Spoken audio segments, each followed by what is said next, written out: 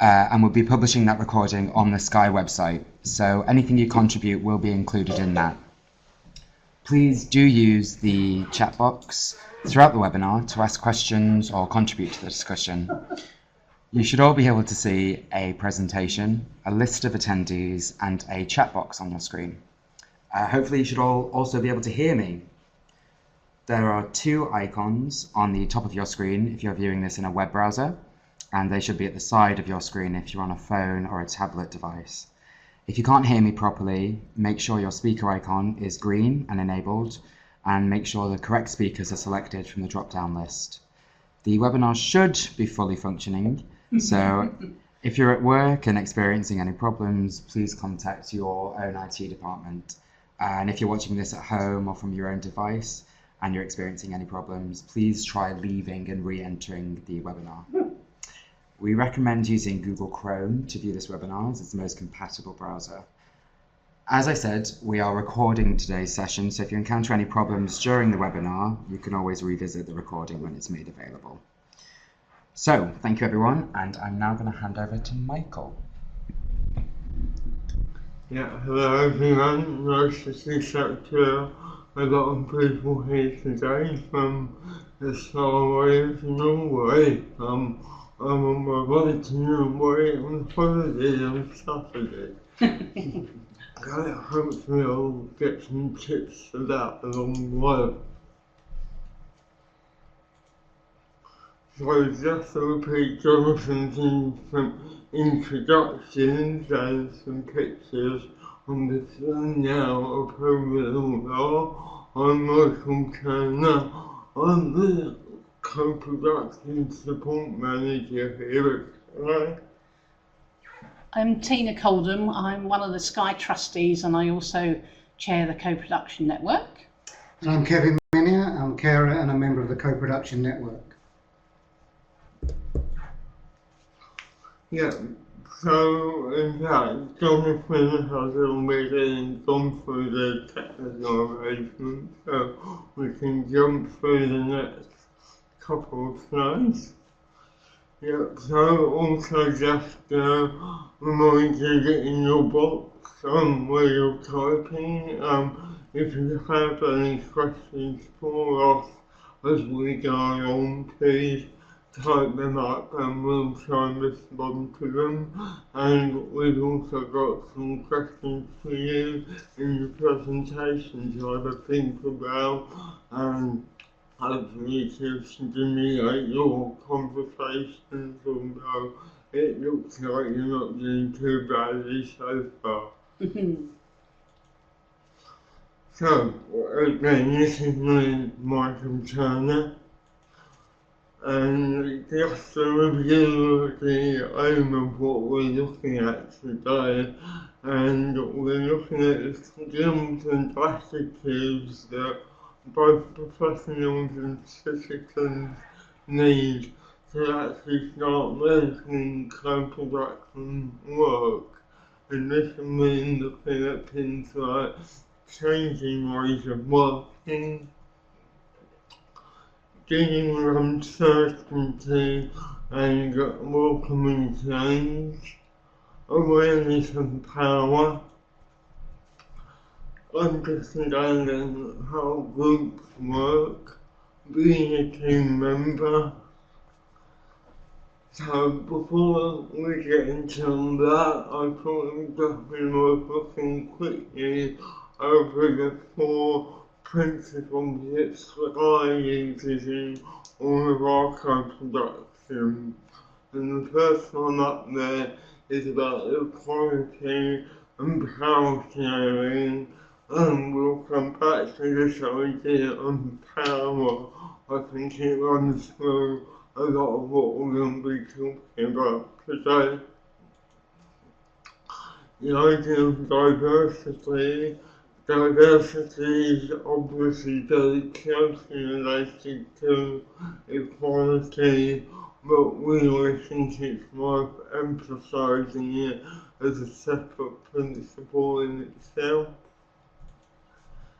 And access, about making things accessible so that people can be involved and without access you're never going to have equality or diversity.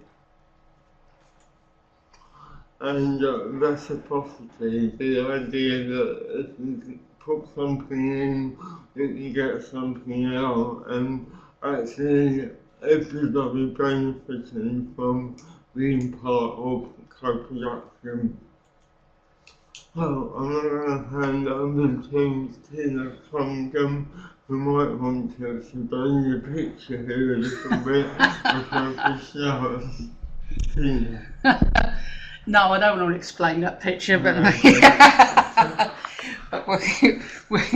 yeah, that's me talking at a conference a couple of weeks ago, and it's the Royal College of Occupational Therapists, so there were crowns, so it's not my normal attire. So, but yes, thank you for digging that one off the internet and using that one here today, Michael. Don't believe a word of it, she's wearing it here today. Okay, yeah. So, in all seriousness, changing ways of working. This is, I think, when the thing about co-production we're finding at Sky is that you have to really think about how you're doing everything. So how you're working with people, how you're working on the ground. And one of the most powerful things is thinking and recognising people's assets. So thinking about people and having, I think one of the problems is in health and social care, we look at people's diagnosis and illness and deficits or worry about their needs rightly, but we also don't always then think about what people have in terms of the skills and experiences they can bring to the table, and recognising those and celebrating those. So that's a very key point. And another thing that helps is obviously developing new structures. So thinking about how we can set things up to support the culture behind the organisation.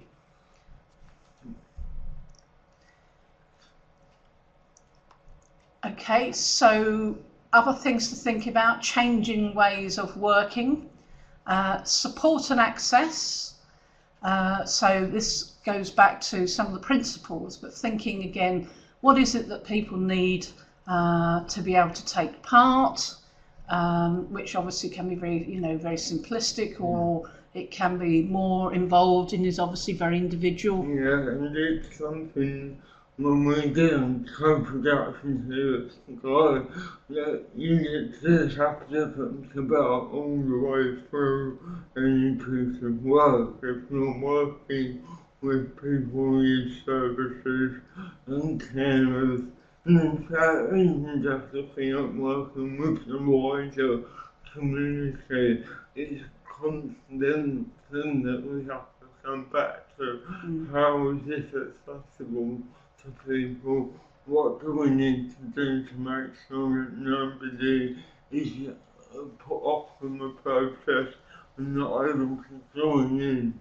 And I think what I liked about the pictures of this slide is this idea that with the right access, people can actually get to places where you wouldn't expect them to be.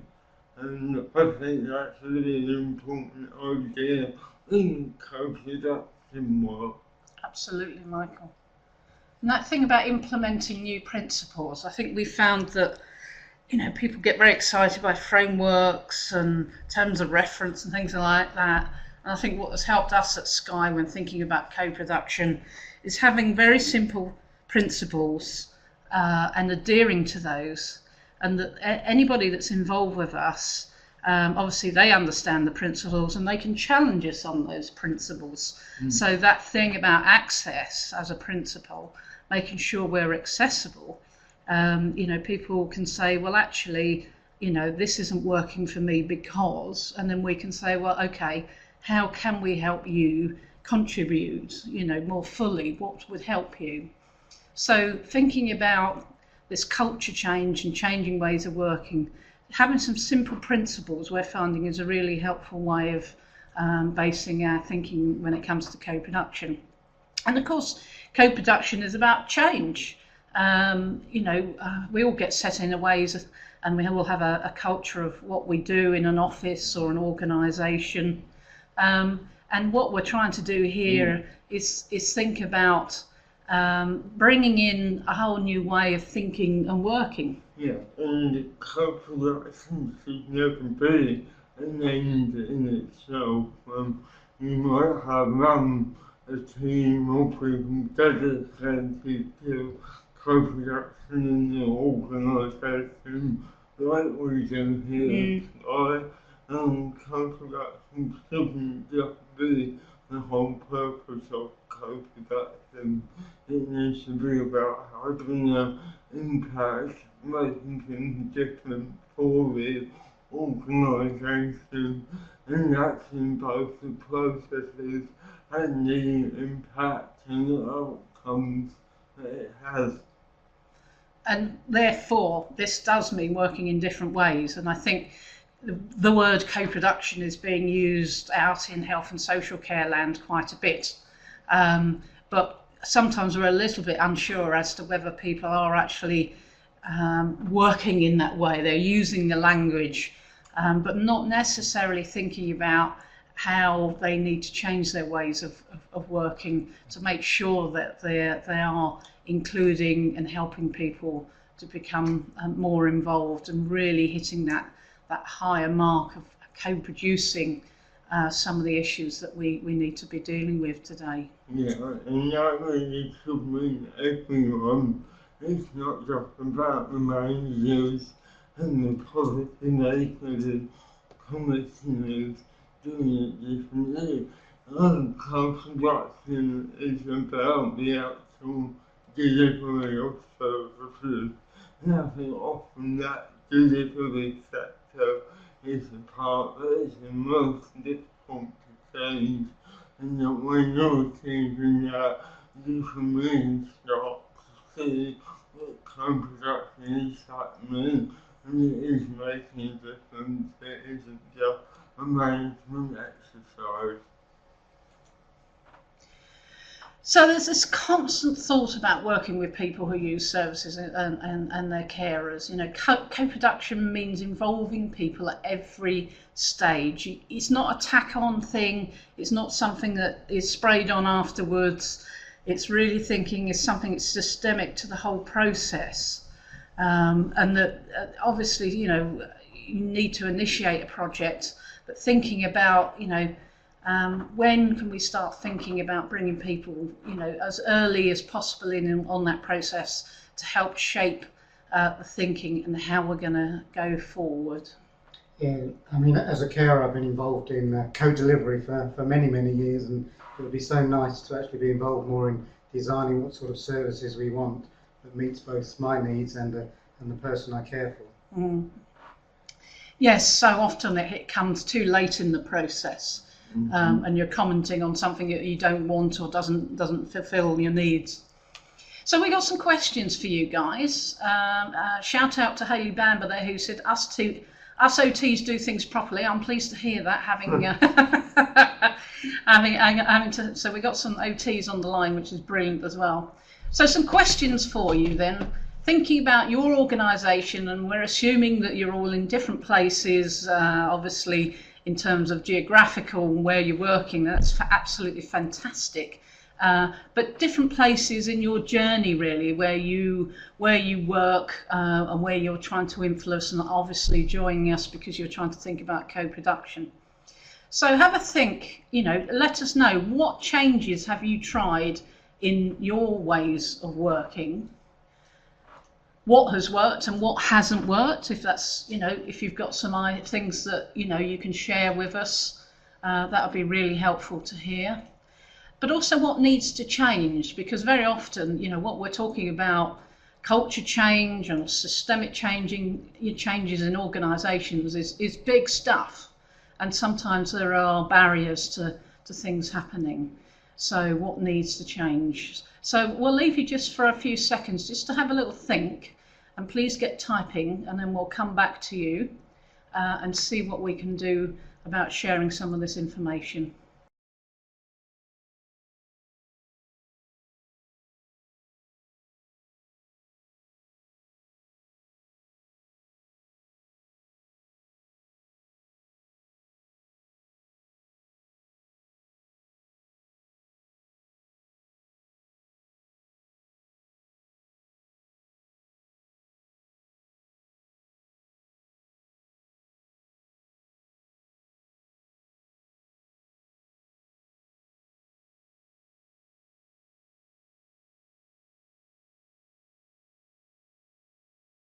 When an organisation changes, how often some very good practices can be forgotten about and dropped about in the middle of a reorganisation or any significant change, whatever's caused it, you know, financial issues or changes in clients or any of these things. And I think it's a really good point on how we can keep co-production as a key part of the unique selling point, I suppose, of all businesses, as well as a benefit to their customers.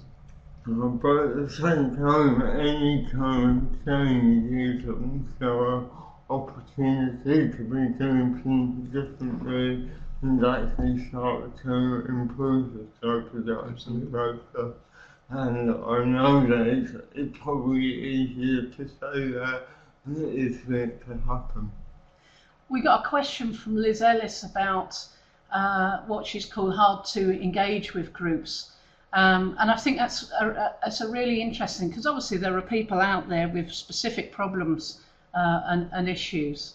And one of the things that we changed in our thinking many years ago at Sky is not thinking about people as hard to engage with, as in being seldom heard. Because I think sometimes the issue is they're not difficult out there, they're just not responding to a particular way that you're reaching out to them, or you're not reaching out to them in a very culturally sensitive way or a way that they can understand. So again, some of the thinking, and we coined the term seldom heard, and it's much nicer to other groups out there, because if you say to them, oh, you're hard to reach or hard to engage, it's not very nice, and they actually will say, well, actually I'm here, you're just not asking me, you know, nicely or in the right way. So there's something about thinking about how can we reach out to people, and it is about reaching out and perhaps doing some assertive outreach, if you like, to nick a term from mental health. But this is positive stuff, this is community development, this is about going out to groups, not necessarily inviting them to your dry meetings in a hospital or social services building, which is really perhaps very difficult or inaccessible. It might be about reaching out to leaders of organisations, community, faith leaders, culture leaders, and thinking about building a little bit of a relationship, building some trust there, so that you start to have a little bit of a relationship, then you can start to have a dialogue. And then you can take that forward. It's a longer term piece of work. Yeah. Right, what other questions? I'm getting lots of good response. Yeah. So can the difference between consultation and co-production be clarified? Please, thank you for being polite. Yes, I think, you know, consultation is a one-night stand. Co-production is a long-term relationship. I think it's an interesting way of putting it. Yeah. So I think that's right. It is about that building on the relationship, and thinking about how you can carry on and work together. So consultation is, you know, very often just sometimes being asked what you think after the decisions have already been made, as has been pointed out by Rick Steinberg there. So sometimes you're just thinking, oh gosh, the decision's been made and we're being asked really to rubber stamp. And sometimes it feels like that, sometimes it is that, sometimes it isn't that. But co-production is really about getting people in at the earliest opportunity and working together to problem solve. Okay, should we leave some of the questions and carry on with our slides? There's some really interesting stuff, and we're not going to lose any of this. So, as Michael said earlier, one of the key things is thinking about awareness of differences in power. And the P word, sometimes people shy away from that. But we have to think about, what power we all have in different circumstances. There's a definition, there's many definitions. And this one is, the capacity or ability to direct or influence the behaviour of others or the course of events. Now, Michael, who said this one? This is Mark Knopfler from The great Mark Knopfler from Dire Straits, of course, who said, sometimes you're the windshield, sometimes you're the bug. And I think, it's very situational, and I think sometimes, we can think of it maybe in those terms. So this awareness of power is very much at the core, at the heart of co-production. And that, every interaction between people involves difference in power. It's subtle, it's always going on, but sometimes it's not always that subtle. In some interactions, specifically when you're coming to somebody else's table, literally, where they hold the power, they hold the money, they hold the position. There's also something about helping ordinary people, citizens, understand what power they have and helping to empower them to have a voice and have a say, but that actual co-producing, working with and with public services to think about how we can do things better. So to do co-production, you need to be aware of difference in power in every interaction and obviously work to reduce them. And that's the thing, it's thinking about, hold on a minute, is there a power imbalance? People will tell you if you're going to have an open dialogue, people will say, well, actually, hang on a minute, I'm not feeling truly enabled here.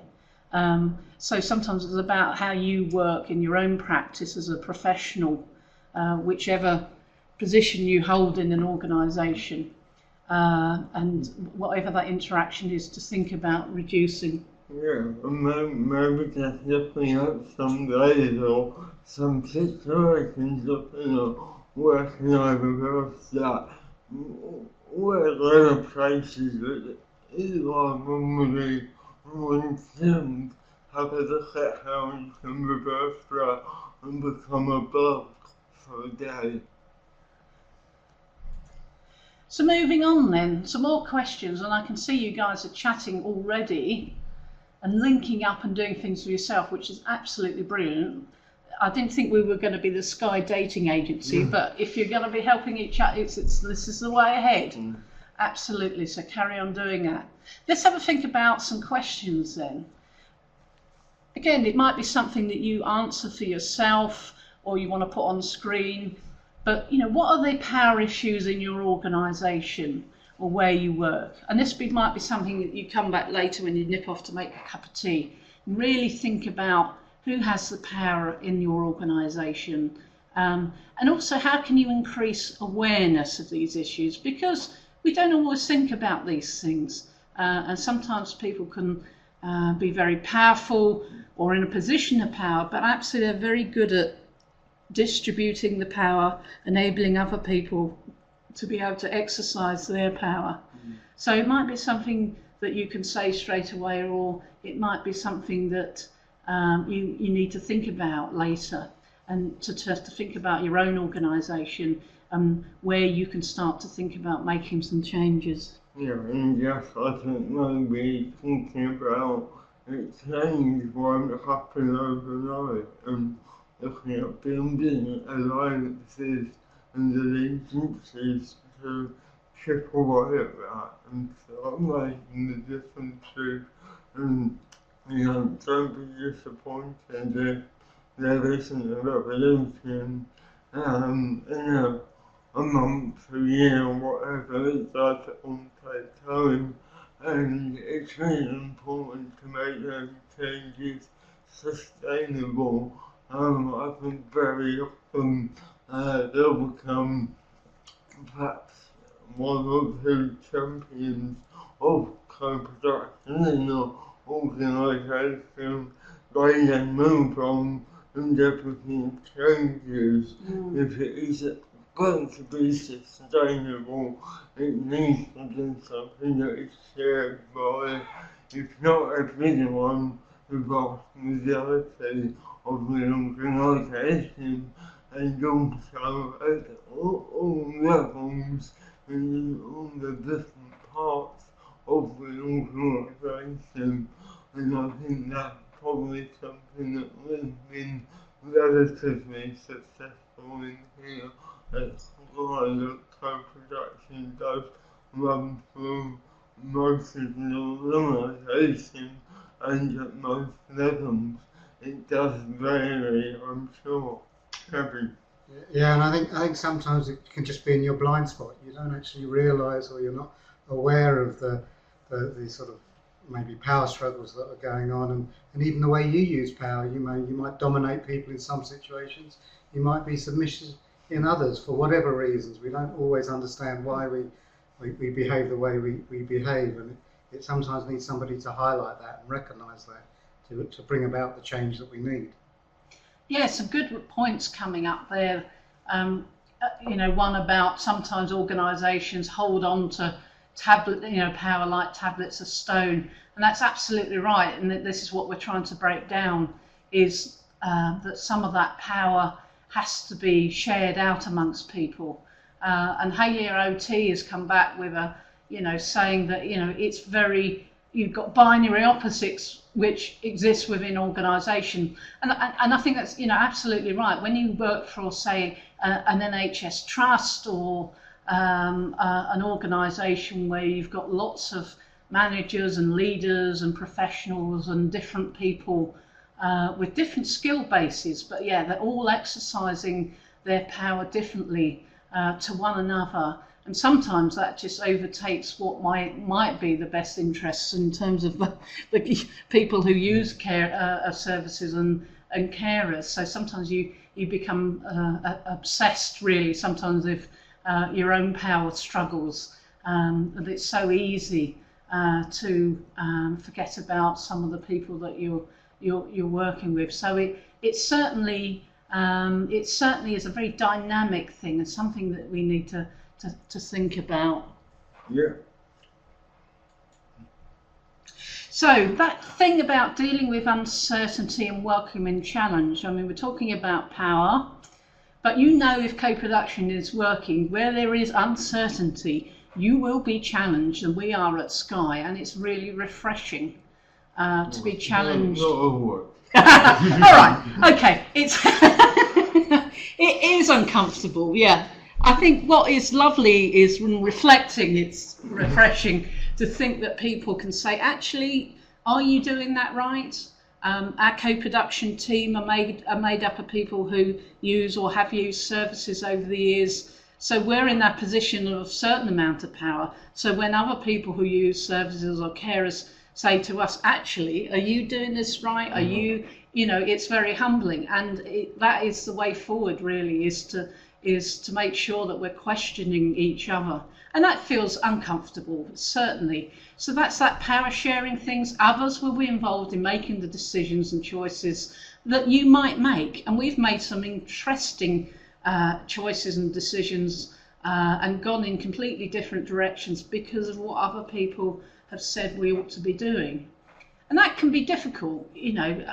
Obviously people don't realise, you have your own responsibilities and accountabilities at work.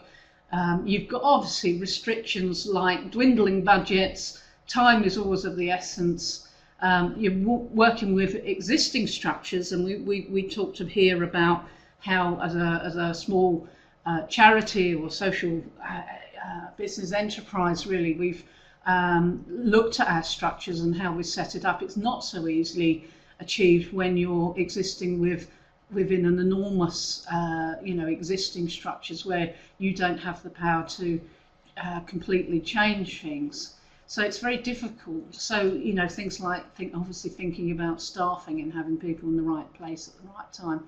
So that, let's face it, uncertainty does feel uncomfortable, and that is one of the things that you have to sort of take on the chin.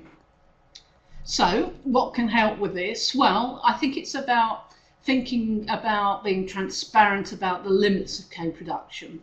So if you're worried when you're thinking about working with people, I think it's very helpful to say, look, this is the limitations, this is how far we can go.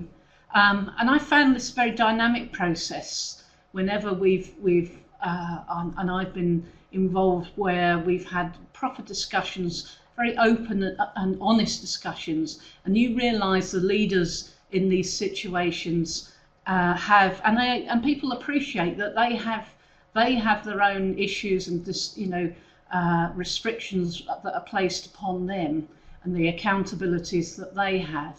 And I think if you have an open and honest conversation about that, people then start to realise what the actual, what parameters that you can work within. Yeah, I remember an example where we had limits of co-production, a very small project, one-man sort of operation, and we realised that by actually making half a dozen phone calls, you can actually elicit some co-production by getting other people's views outside your own limited mindset. Mm-hmm. So there are opportunities, even the smallest of projects, to expand on the co-production. Absolutely. So that thing about developing structures and practices, and as Kevin said, sometimes it's the small things, but actually it's big. Uh-huh. And, it really helps to have good leadership. We're very lucky here at Sky. We have a senior leadership team who support and espouse co-production. You need to have that. It's not going to happen, and as people said, if the champions of something leave, the culture change and you lose ground. It's very important that with that culture towards co-production that you have buy-in at all levels, and good leadership is very important to that, but also allowing leadership. And what I mean by that is that when people work together, people coming up with ideas, and we're saying, well, okay, why don't you run with that? How can we help you do that? And that's where we've gone down different avenues and had different discussions and done different things in really interesting ways.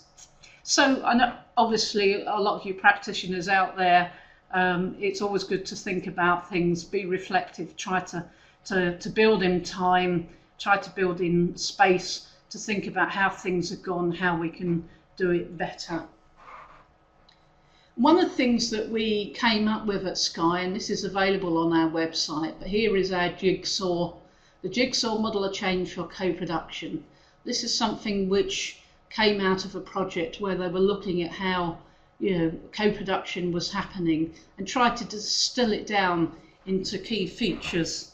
So that thing about the culture of the organisation, the structures, how we do stuff, that practice of it, and also review. So if you go into the Sky website and put co-production into the search engine, you'll find a wealth of information. It's all free to download and look at, and there's various vlogs and blogs and various things that you can listen to and look at. And in amongst there is this jigsaw model for change. So it's very much a systemic theory of how you can try to implement co-production within an organisation. So have you had a challenge, or have you had experience of uncertainty and challenge coming from co-production in your work? I'm sure you have. How have you dealt with it? And are there any tips that you can offer others? Let's leave you for a few seconds to have a think and get some of that sharing going on.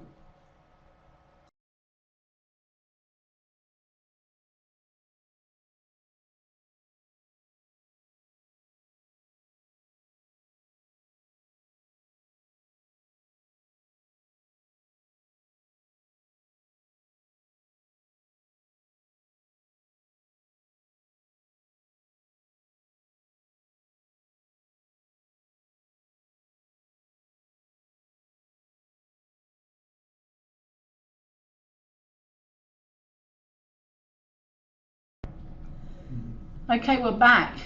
So again, these questions, might be things that you can think about now, or things that you can think about later. And the amazing chat that's going on between you guys while we're talking, there's a wealth of really useful things that people are saying there. And we're collecting all that. That's not going to be lost.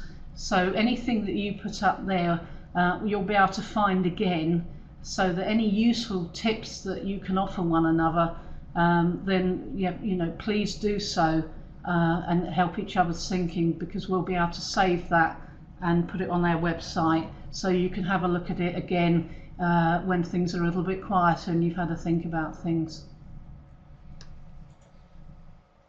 I'm going to hand you over now. You've heard too much from me. Let's talk to Kevin and take it from here. Thank you, Tina.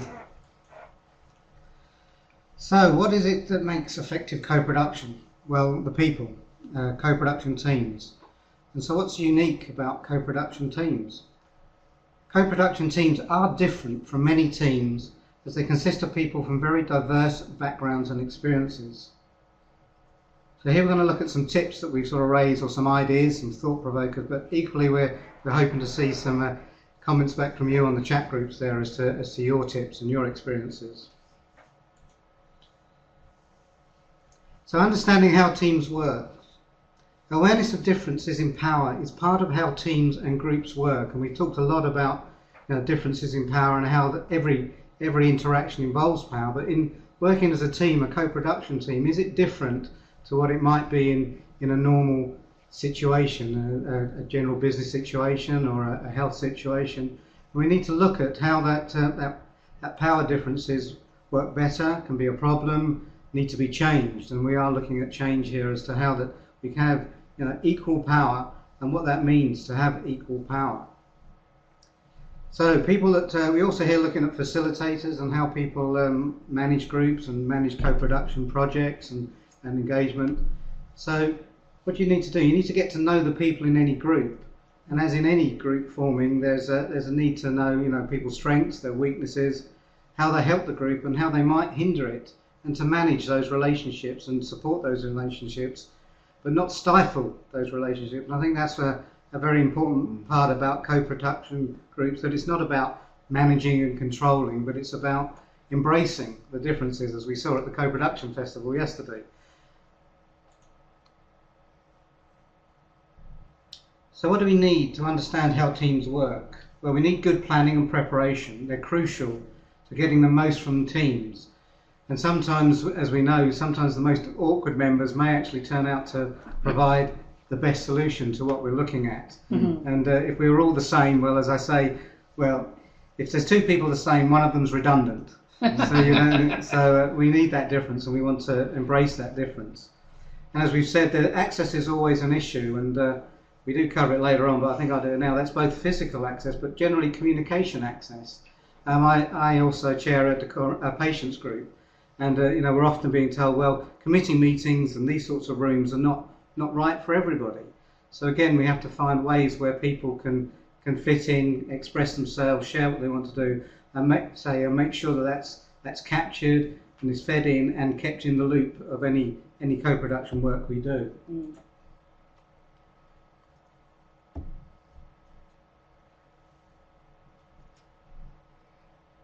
So what tips can you offer about making co-production teams work? We're actually, as I say, we're asking you here now to see what things you've done that have worked. They've worked well, they've avoided maybe issues, because I do believe with a lot of the co-production facilitation that we're talking about here, it's avoidance and prevention is a very important part of what we do, because once something goes wrong, it can be quite hard to get confidence back in participants, to get trust back, which was one of the words we saw earlier on, is to how to actually get these things together. So we do want to make sure that we get as many things right before we make it wrong. And of course, we at Sky here are involved in giving ideas and guidelines and all sorts of things to try and prevent things going wrong before they go right. Mm. Yeah, so there is a point out there from Gary Power about mutual respect and how important that is. And we're almost getting into a marriage against the system here, and it has this as a model of co-production based on marriage, and I guess that's heading back to the comment earlier about co-production not being a one-night stand. And again, it all connects up to being something that will develop over time. It's not something that will be perfect right away. Yeah, I think one of the comments we've seen here is, you know, putting yourself in the other person's shoes. And I mean, some of the things I used to say as well is that if you come thinking you know it all, then you're not going to help much in a co-production team. You might as well just write the document and submit it, and we'll get on with the co-production. So moving on to the next slide. So who's on the team? Well, everyone is. You know, otherwise it's not co-production. And we talked about that doesn't mean that everyone comes to every meeting, because that just blatantly doesn't work for many of the people's voices we want to hear. But you know, we do need to know all the different points of view and their considerations, their concerns, and of course their ideas of how to solve these problems. So having a broad spectrum of skills and experience on the co-production team will ensure a range of perspectives and reduce the bias. Not because we take bias out, but because we balance it. We balance it from all the different viewpoints that need there, because I, as a carer, obviously have a need and an expectation that maybe someone else doesn't. And so, you know, that is a form of bias.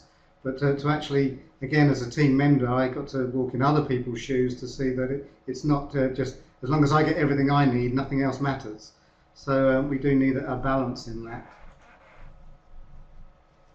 So is it easy being on the co-production team? Well, no. Whether you're a professional or a lay member, all need training in co-production team membership skills. And again, this is some of what we're looking at here today to gather ideas and to clarify our thinking as to what exactly are those skills that co-production team members need. So some questions for you. So what are your experiences of being on a co-production team? And what has worked well and what hasn't worked so well?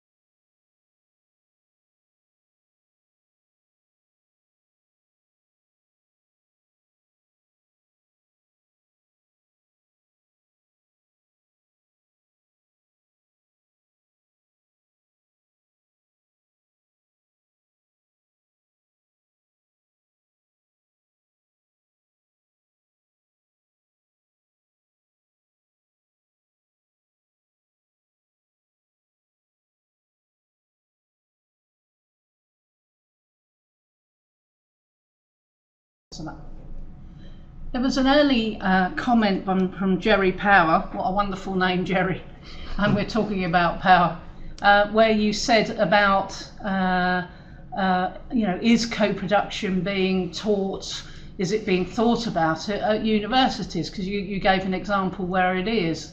And I think this is really interesting because, you know, co-production as a term has been around for quite a few years. It's now gaining a lot of traction in health and social care, so we're all talking about it, not necessarily doing it. But actually, how do we skill up, you know, our practitioners, our leaders, our doers of tomorrow to be able to think in these ways? And universities are usually quite good to catch on to these things, and I think it depends on the course.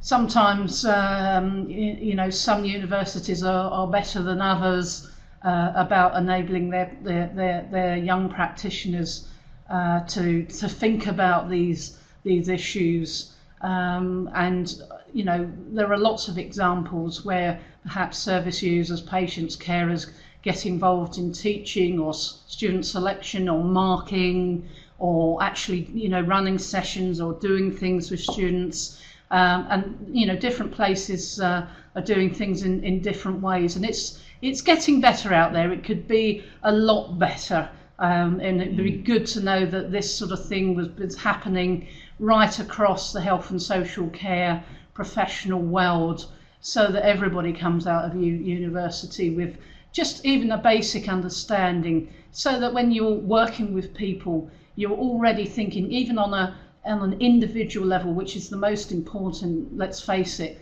that you're working with that person and thinking about what are their needs, but also about what are their assets. How in our relationship can we, how can I best help you? That thing about really, doing your day-to-day job as a health or social care worker. I think that's interesting what Eleanor Ogilvie says about, to be honest, I don't think I've ever experienced true co-production. I think in some co-production is like clear aspiration, it is what we're all aiming for. Sometimes we don't always achieve a perfect model, but I think it's important to actually keep trying and keep building on ideas like involvement, participation, engagement, and just trying to push it that bit further, because those ideas have been around for a long time, and I think by starting to use the word co-production, it is a real opportunity to start saying, we've been doing this, but we're going to try and make it a bit better, do it a bit differently, and achieve a bit more with it.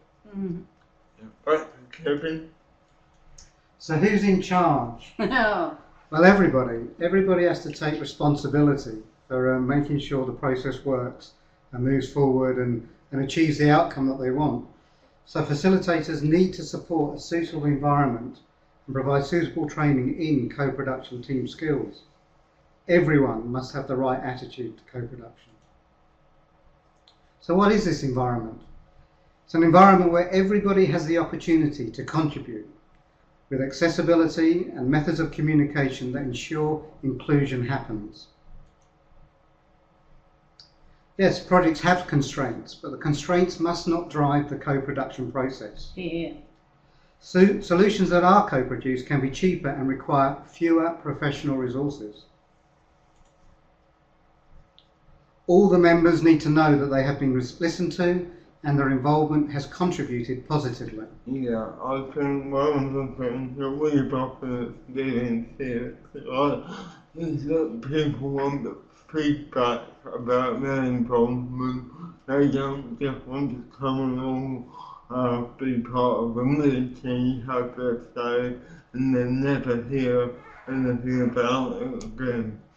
Being listened to, involved, being responded to, and that's a really important part of making co-production happen.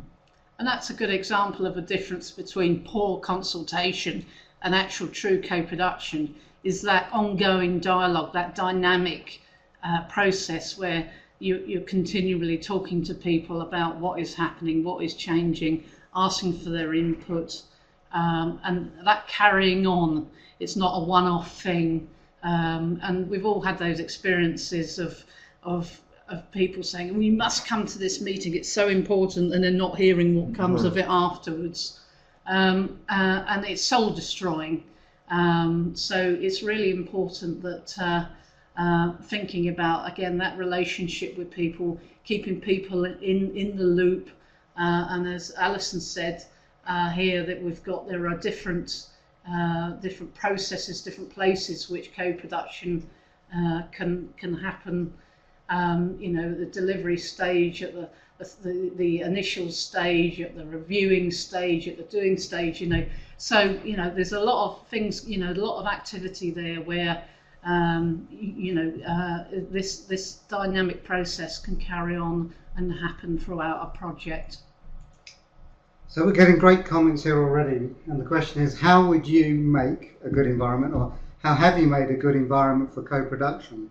And as I say, we're already getting some very good examples and good ideas of what we're doing there. So what is the training that's required to be an effective member of the co-production team? Training is required in new communication method and ways of working that supports inclusion. Everyone must be focused on achieving the common goal, the optimum solution. Where there are points of contention, these need to be progressed outside the meeting and tabled at future meetings if required to ensure that the process is keeps moving, is effective and does not get stalled or delayed. So just to round up on the presentation, I think looking at co-production, there should be a sort of joy to it, in that everything comes together, everything connects, like the different lines on the underground map there. And I think also that map also reflects the idea that co-production is a journey, and I think if you're used to travelling on the Northern Line and the idea it's a third journey that never ends. You're always learning stuff, as you're making developments, there's always new obstacles in your way. So I think being on board for that trip is an important way of approaching co-production, but having used that metaphor and moved it as far as possible, it's also important to remember that co-production is about the impact, it is about the outcome, it is about making a difference at the end of the day. Absolutely. I see that one with Jerry Powers there, but there I was actually at a meeting where we had all the people that were there, and all the doctors had doctor this and doctor that, and we didn't. It was a genuine mistake, but these are the sort of hiccups that we do make, and sometimes when we're preparing materials for co-production meetings. Yeah, it's just really, sometimes it's nice everybody just use their first name or their whole name, but without having their job titles and letters after or before the names, because some of these things, little things like that actually can be huge. And thinking about what you're saying there about breaking bread together, laughing, being with one another, just being human together goes a very long way. Absolutely. I think we don't have the slides now, but we will add them. I just have some further co-production training coming up in October. On the 4th of October, there's training on paying people who receive benefits who take part in co-production. This has been a really important issue and one that we struggle with even here. And so we've had some training on that. We ran a session a couple of months ago that was very successful, and so we're repeating that in October. Details are on our website, and we will try and add that to the recorded version of this session, and there's also our introduction to co-production, and that I think is on the 14th of October, and both of those sessions are here at Sky. As you can see, and you're already responding to, we've got just a little Likert scale there, just a quick survey saying, this webinar has increased my understanding of effective co-production, yes and no, and shades in between rather. And I think that's really, really helpful to help us give us feedback. As Michael said, we do a sort of training in basic sort of thinking about co-production. We're now starting to think further in with this webinar about, you know, what some of the nitty-gritty things that need to happen, you know, in terms of how we're advancing co-production within Sky, but also where people come and say, you know, Sky, can you help us with our co-production, whether we're doing it as consultancy or we're doing it as training, so people coming to us to deliver training. We're open for suggestions about how we can help develop your thinking around this, because as Michael said, we're all on, you know, a similar journey. It's a journey, it's not some way in which you arrive instantly. So we're learning off one another. So I'd really like to thank you for the amazing dialogue where you've been sharing, and I've learned some wonderful things from you today, so that's really helpful. Yeah, and just to come to Kate Walker's question about the slides, yes, they will be available on the website after the session.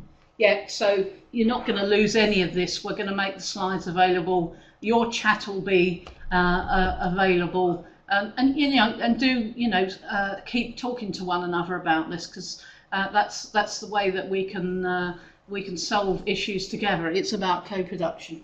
Yeah. Okay, so we can let you carry on chatting for a bit longer. If you have any questions that you are burning to ask us, you can type them up now and we can try and respond.